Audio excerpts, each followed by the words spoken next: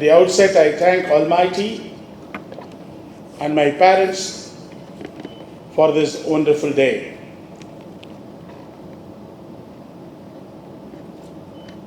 It is my immense pleasure to welcome you all for the first Endowment lecture in my name. I'm really thankful and grateful to Father Joe Arun for having given this opportunity to address the first endowment lecture. In fact, as he mentioned, I always call him as my intellect brother. I have spiritual priest, holy priest, and brotherly priest, and Father Arun is my intellect priest. So, also, it is really a proud moment for me and my family, including my brothers and sisters, when the Jesuit management of Loyola College and Father Arun gave me the opportunity to contribute to this Dr. S.Xavier auditorium, to part of the history of this renowned institutions. I always think, how many people will get this opportunity? Many people are rich, many people are capable, many people are talented. But I always feel God has blessed me in this respect to get this fantastic opportunity. I should welcome Mr.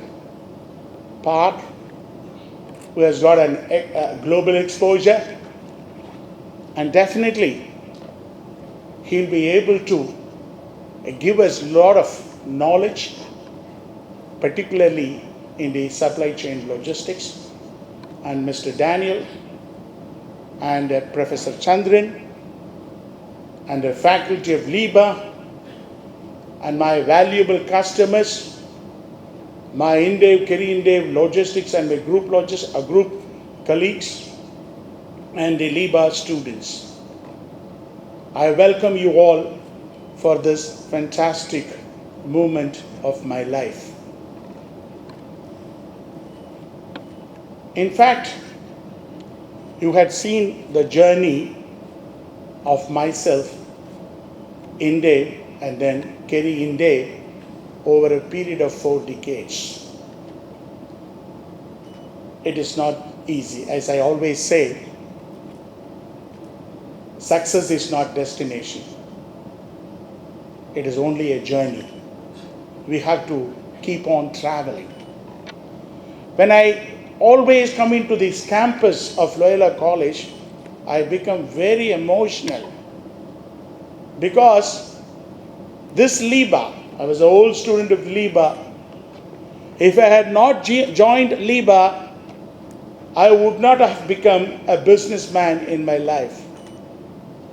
In fact, the person who introduced me into shipping, fortunately, I requested him to be here. That is Mr. Bhaskaran. Please stand, sir.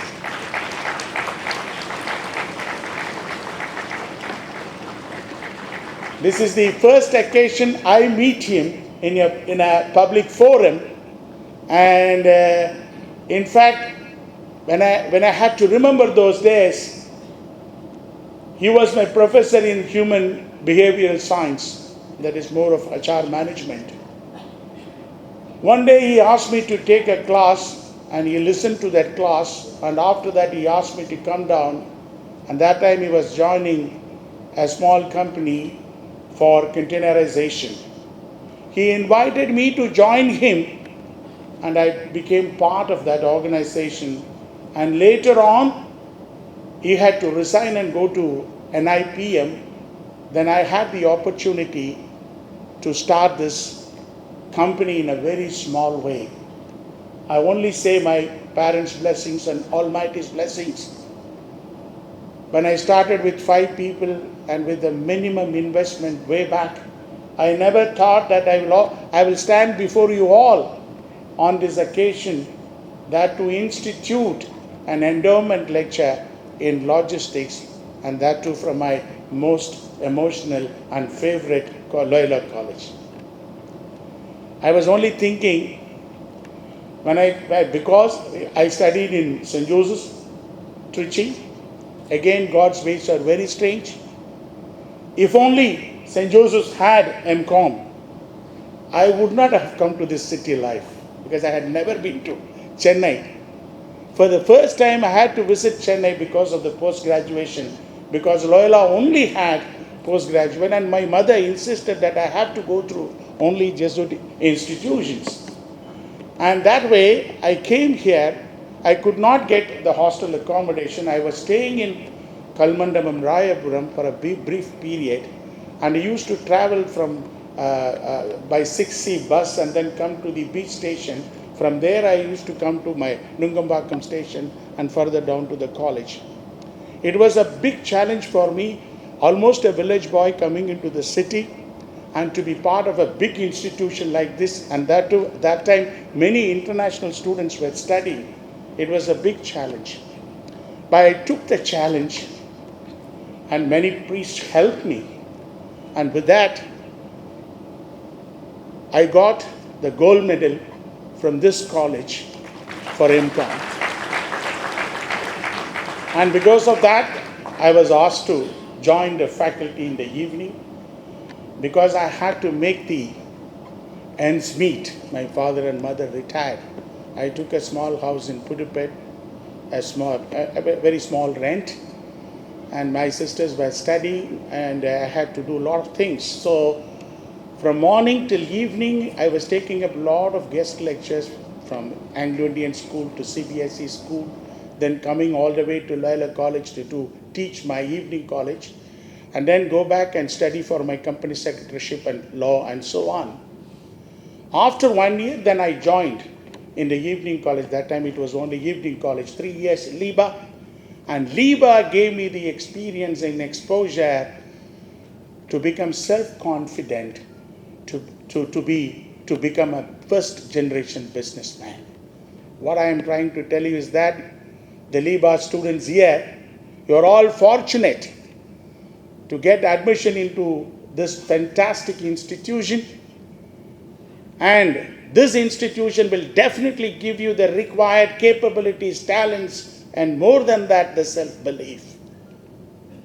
And that is why once the great Vivekananda was asked by a British, why can't you wear a proper dress to look like a gentleman? Vivekananda smiled and replied, in your culture, tailor makes the gentleman. In our culture, character makes the gentleman.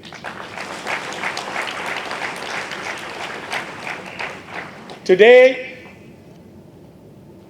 I should say proudly, Jesuit fathers and Jesuit institutions are creating gentlemen for this country. And they are faring so well, contributing to the society and the nation, even to the global level. And I am also fortunate to be part of that group. Father Joe, I'm always grateful to you, because I always have a vision that this logistics have to be structured. The logistics will have to reach a stage where it has to become more professional in terms of studies. And you gave me the opportunity to be part of this LIBA, to make the joint venture, to redefine and fine-tune whatever I had in my ideas in terms of syllabus and curriculum. But of course, we have a long way to go. We will still make it, and I promise you, with all my experience with a group of my friends, I will definitely make one of the best curriculum and structured education for this logistics, and that will be the future. And my vision is to make logistic university in this country. As you all know, why logistics is so important. Now, IMF has clearly projected India is the top, it has come to the top, fifth place in the world economy, having almost $3.8 trillion, the size of the economy. And it has also made a clear projection for the future, as our Prime Minister has envisaged that in 2025, this country will reach $5 trillion economy, which means India, we will move up to the third place in the world economy, which is a real pride for us. If you need to become a 5 trillion economy, the driving force and the growth engine has to be logistics. It is because 14.4% of the GDP is the size of the logistics, which is today in 2022 is approximately $280 billion, expected to be, when you become a $5 trillion economy, it has to become a $380 billion size of this logistic industry, which means the required importance has to be given.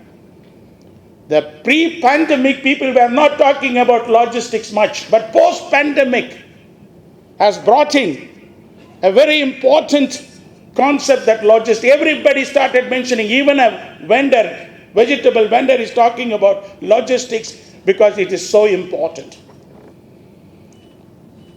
Also, this industry is one of the top 5 employment providing industry.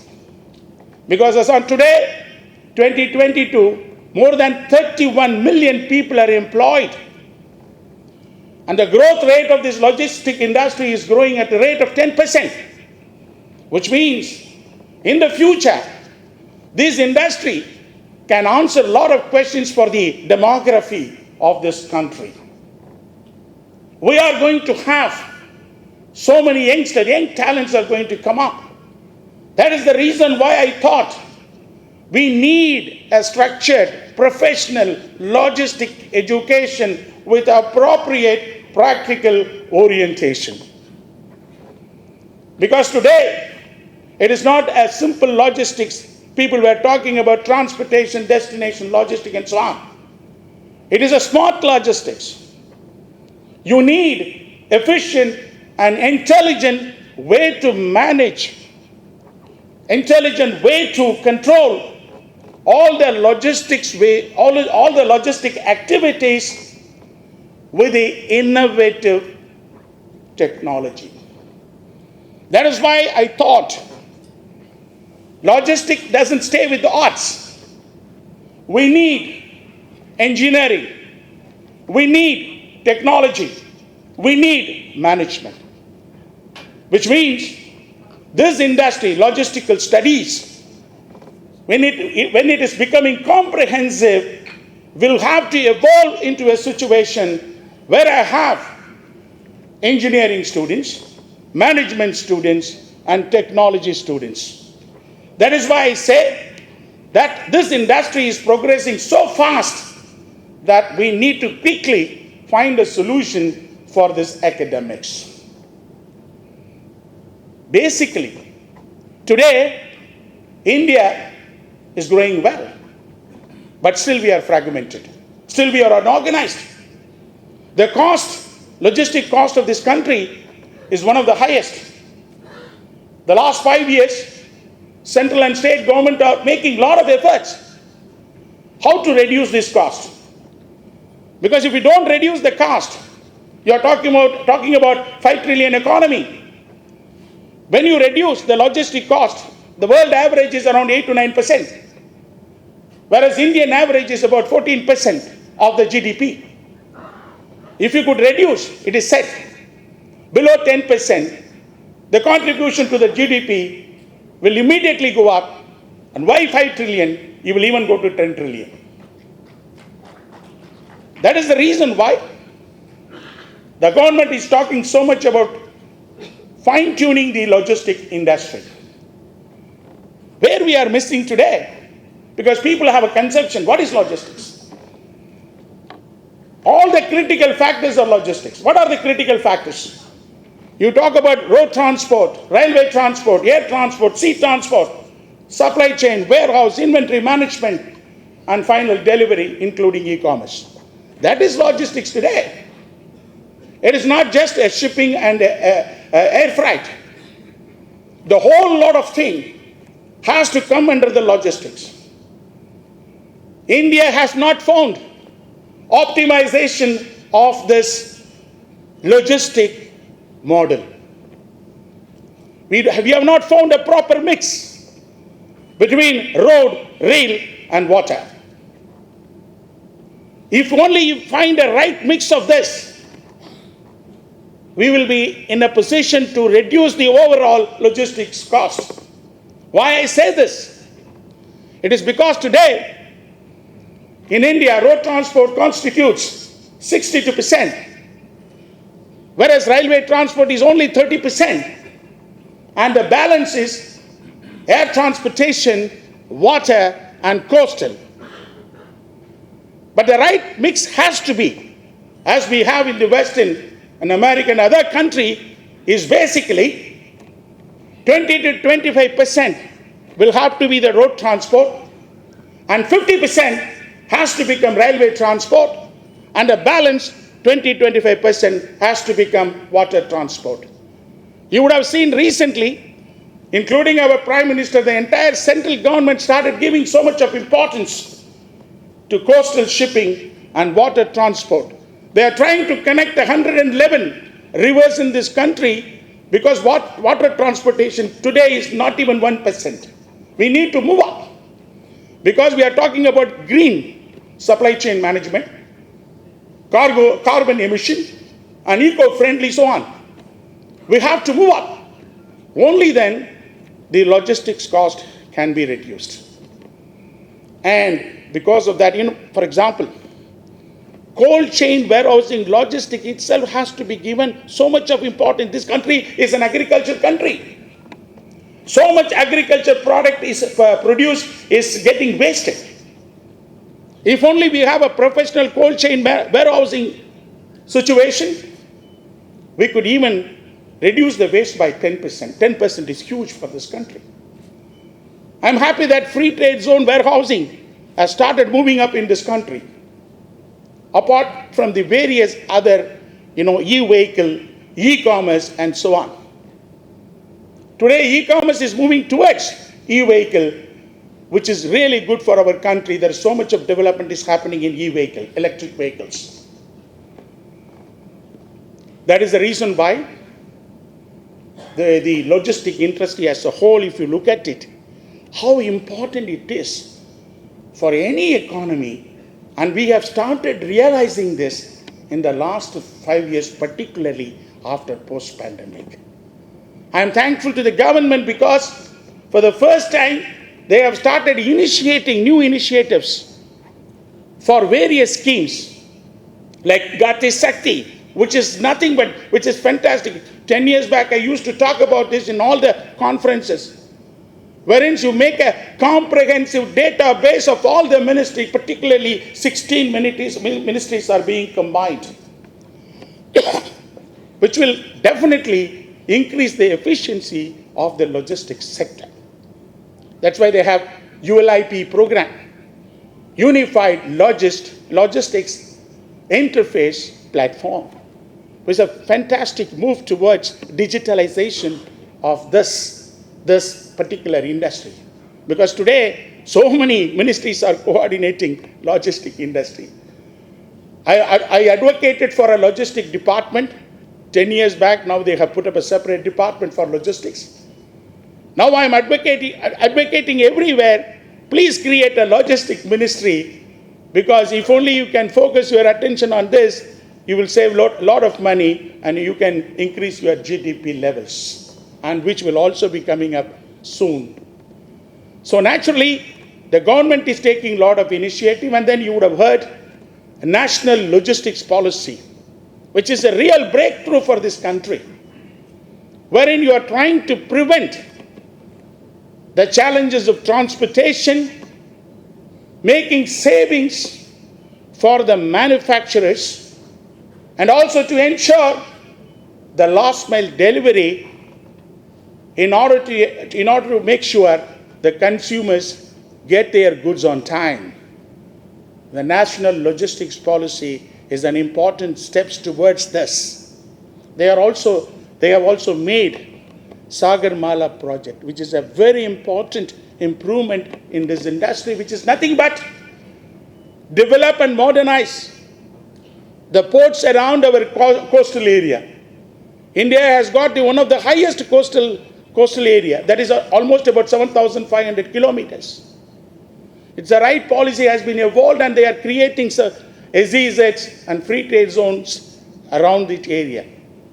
Also, they have made Bharat Road Mala, which is nothing but to have efficient road connectivity and multimodal transportation connectivity across the country. Above all, now they are evolving national logistics law, which is very important for this industry, which is nothing but one nation, one market objective, and also, more importantly, which was lacking before, flexible regulatory governmental procedures and policies. That's where they have decided to move up in the ease of doing in the performance logistic industry within 25. If we can move into that, yes, they are already talking about the shift of manufacturing from China, Taiwan, because of the geopolitical situation. I'm telling you, my friends, already we have started seeing a lot of manufacturing, big manufacturing come, including Apple. Everybody has started coming into India, and this is going to give a huge employment opportunities. You will see in 5 years' time, there is a huge shift of manufacturing industry globally coming into India. Thanks to our government, every state is getting a regional appropriate distribution of this industry. And we will be, as logistic, with the comprehensive solutions, as Kerry India has shown, will be the backbone of the trade, industry, manufacturing, and for the future e-commerce distribution. Finally, having said that, I think Joe and myself, the team will have to, Rajan Babu and other team will have to work seriously structuring our syllabus. But according to my knowledge, people think logistics is standalone. Logistics is not standalone category. As I told you, logistics requires strong marketing people. Logistics requires strong financial people. Logistics requires strong HR people, which means what I am trying to do it. When I was talking to him and we are structuring, there are about 8 to 9 categories of big employments in logistic industry. So we will drive the syllabus and curriculum from the employment opportunity. It is a backward integration, we do it. And we will also ensure that we add up certain humanities, such as financial management, accounts, HR, statistics. And these subjects we could combine, making it as a 24 subjects for the graduation, maybe about 6 semesters, and about advanced research and practical training for the post-graduation. This is what I'm trying to advocate to the institutes. Have 50% classroom education and 50% onto the field, where people like us, we have the facilities to train the people, so that the manufacturing companies or trading companies, whoever it is, when they are absorbing the young talents, they don't have to put these people on the job again for 1 year to train them, to get on to them to the practical work. So our approach has to be, we will make this as a structured one with the humanities added, and we will go for this. Once we go for this, we will insist the government to get on to this logistics university. I have a dream. Today you are talking about IIT. It's a specialized institution for technology. I want this logistics university to be a specialized institute like IIT. One day, I may not be there, maybe in 10 years' time, there could be IITs for logistics. Why I say? Because this country has started realizing the comprehensive logistics solution and a speedy last mile connectivity in order to become globally competitive. If that is the case, then only your exports will increase.